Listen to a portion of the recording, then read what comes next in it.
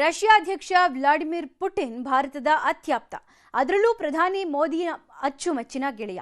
ಜಾಗತಿಕ ವ್ಯಾಪಾರ ಸಂಘರ್ಷ, ರಾಜಕೀಯ ಏರಿಳಿತಗಳ ಮಧ್ಯೆ ಭಾರತಕ್ಕೆ ಆಗಮಿಸಿದ್ದಾರೆ. ದೆಹಲಿಗೆ ಬಂದಿಳಿದ ಪುಟಿನ್ಗೆ ಶಿಷ್ಟಾಚಾರ ಬದಿಗೊತ್ತಿ ಖುದ್ದು ಪ್ರಧಾನಿ ಮೋದಿ ಸ್ವಾಗತ ಕೋರಿದ್ರು. ಇತ್ತ ಆಪ್ತ ಮಿತ್ರರ ಸಮಾಗಮವನ್ನ ಟ್ರಂಪ್ ಸೇರಿದಂತೆ ಪಾಶ್ಚಾತ್ಯ ರಾಷ್ಟ್ರಗಳು ಕೆಂಗಣ್ಣಿನಿಂದ ನೋಡಿವೆ.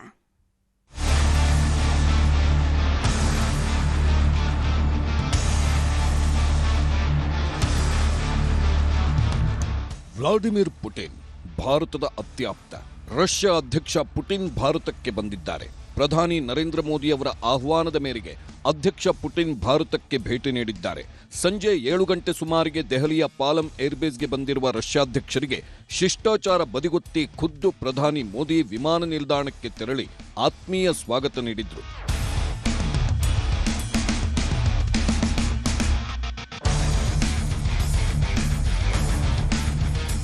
ಈ ವೇಳೆ ಭಾರತೀಯ ಸಾಂಸ್ಕೃತಿಕ ಕಲಾ ತಂಡಗಳ ಪ್ರದರ್ಶನ ಕಂಡು ಪುಟಿನ್ ಪುಳಕಿತರಾದ್ರು.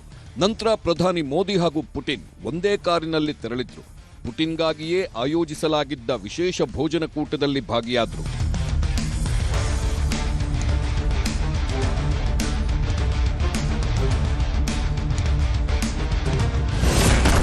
"28 ಗಂಟೆಗಳ ಕಾಲ ಭಾರತದಲ್ಲಿ ಪುಟಿನ್, ಅಮೆರಿಕ ಅಧ್ಯಕ್ಷ ಟ್ರಂಪ್ ಬೆದರಿಕೆ, ದಿಗ್ಬಂಧನ, ಎಚ್ಚರಿಕೆ ಮಧ್ಯೆಯೂ ಭಾರತ ಮತ್ತು ರಷ್ಯಾ ನಡುವಿನ ಬಾಂಧವ್ಯ ಹೆಚ್ಚು ಮಹತ್ವ ಪಡೆದುಕೊಂಡಿದೆ.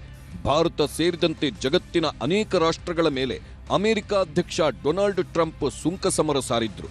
ಅದರಲ್ಲೂ ರಷ್ಯಾದಿಂದ ಭಾರತ ತೈಲ ಖರೀದಿಸಬಾರದು, ಅಮೆರಿಕಾದಿಂದಲೇ ಖರೀದಿಸಬೇಕಂತ ಬೆದರಿಕೆಯನ್ನೂ ಹಾಕಿದ್ರು. ಆದರೆ ಭಾರತ ಯಾವುದಕ್ಕೂ ತಲೆಕೆಡಿಸಿಕೊಳ್ಳಲಿಲ್ಲ.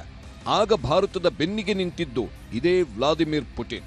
ಭಾರತಕ್ಕೆ ತೈಲ ಪೂರೈಕೆ ಮೇಲೆ ತೆರಿಗೆಯನ್ನು ಮತ್ತಷ್ಟು ಕಡಿಮೆ ಮಾಡೋ ಭರವಸೆ ಕೊಟ್ಟು ಭಾರತದ ಅತ್ಯಾಪ್ತ ಗೆಳೆಯ ಅನ್ನೋದನ್ನ ಪುಟಿನ್ ಸಾಬೀತುಪಡಿಸಿದ್ರು. ಕಳೆದ 25 ವರ್ಷಗಳಲ್ಲಿ ಭಾರತ ಮತ್ತು ರಷ್ಯಾ ದೇಶಗಳ ಸುದೀರ್ಘ ಗೆಳೆತನದ ಬಾಂಧವ್ಯ ಗಟ್ಟಿಯಾಯಿತು. ಅದರಲ್ಲೂ ನರೇಂದ್ರ ಮೋದಿಯವರ ಆಡಳಿತದ ಅವಧಿಯಲ್ಲಿ ಪುಟಿನ್ ಭಾರತ ಅಂದ್ರೆ ರಷ್ಯಾ, ರಷ್ಯಾ ಅಂದ್ರೆ ಭಾರತ ಅನ್ನೋ ಮಟ್ಟಿಗೆ ದಿಗ್ಗಜರಾಗಿ ಹೋದ್ರು. ಹಾಗಾಗಿ ಪುಟಿನ್ ಭೇಟಿ ಮಹತ್ವ ಪಡ್ಕೊಂಡಿದೆ. ಭಾರತದಲ್ಲಿ ಒಟ್ಟು 28 ಗಂಟೆಗಳ ಕಾಲ ಉಳಿಯಲಿರುವ ಪುಟಿನ್ 23ನೇ ಭಾರತ ರಷ್ಯಾ ವಾರ್ಷಿಕ ಶೃಂಗಸಭೆಯಲ್ಲಿ ಭಾಗಿಯಾಗಲಿದ್ದಾರೆ. ಸಭೆಯಲ್ಲಿ ಏನೆಲ್ಲ ಚರ್ಚೆಯಾಗುತ್ತೆ ಅನ್ನೋದನ್ನ ನೋಡೋದಾದ್ರೆ, ರಷ್ಯಾ ಭಾರತದ ಮಧ್ಯೆ $100 ಬಿಲಿಯನ್ ವ್ಯಾಪಾರ ವಹಿವಾಟಿನ ಗುರಿ ಹೊಂದಲಾಗಿದ್ದು, ಈ ಬಗ್ಗೆ ಚರ್ಚೆ ನಡೆಯಲಿದೆ. ಅಲ್ಲದೆ ಮತ್ತಷ್ಟು S-400 ವಾಯು ರಕ್ಷಣಾ ಕವಚ ಸಾಧನಗಳ ಸರಬರಾಜು ಬಗ್ಗೆ ಒಪ್ಪಂದ ಏರ್ಪಡಲಿದೆ. ಜೊತೆಗೆ S-500 ವಾಯು ರಕ್ಷಣಾ ಕವಚ ಸಾಧನಗಳನ್ನ ಭಾರತದಲ್ಲೇ ತಯಾರಿಸುವ ಕುರಿತು ನಿರ್ಧಾರಕ್ಕೆ ಬರಲಿದ್ದಾರೆ.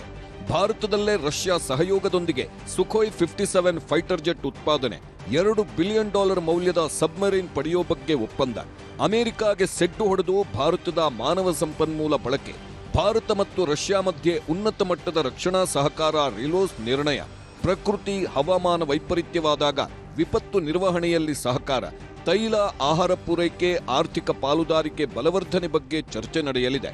ರಷ್ಯಾದ ಸರ್ಕಾರಿ ಸ್ವಾಮ್ಯದ ಹೊಸ ಭಾರತ ಚಾನೆಲ್ ಉದ್ಘಾಟನೆ.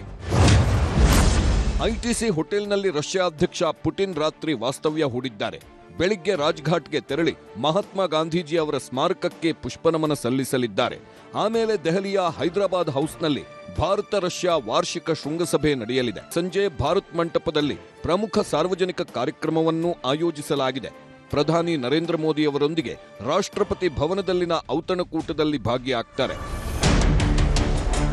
ರಷ್ಯಾ ಭಾರತ ವಾರ್ಷಿಕ ಶೃಂಗಸಭೆಯನ್ನ ಈಗ ಅಮೆರಿಕ, ಪಾಕಿಸ್ತಾನ, ಚೀನಾ ಸೇರಿದಂತೆ ಜಗತ್ತಿನ ದೊಡ್ಡ ದೊಡ್ಡ ದೇಶಗಳು ಕೆಕ್ಕರಿಸಿಕೊಂಡು ನೋಡ್ತಿವೆ. ರಾತ್ರಿ 9:30 ಸುಮಾರಿಗೆ ಪುಟಿನ್ ಭಾರತದಿಂದ ಹೊರಡುವ ನಿರೀಕ್ಷೆ ಇದೆ. ಅಲ್ಲಿವರೆಗೂ ಪುಟಿನ್ಗೆ 7 ಸುತ್ತಿನ ಕೋಟೆಯ ಭದ್ರತೆ ಇರಲಿದೆ. ಭಾರತ ಮತ್ತು ರಷ್ಯಾದ ಏಜೆನ್ಸಿಗಳು ಜಂಟಿಯಾಗಿ ಸೆಕ್ಯುರಿಟಿ ನಿಭಾಯಿಸುತ್ತಿವೆ. ಭಾರತದ ಎನ್ಎಸ್ಜಿ ಪಡೆ, ಎಸ್ಪಿಜಿ ಪಡೆ, ಮಿಲಿಟರಿ ಸೆಕ್ಯುರಿಟಿ ಹಾಕಲಾಗಿದೆ.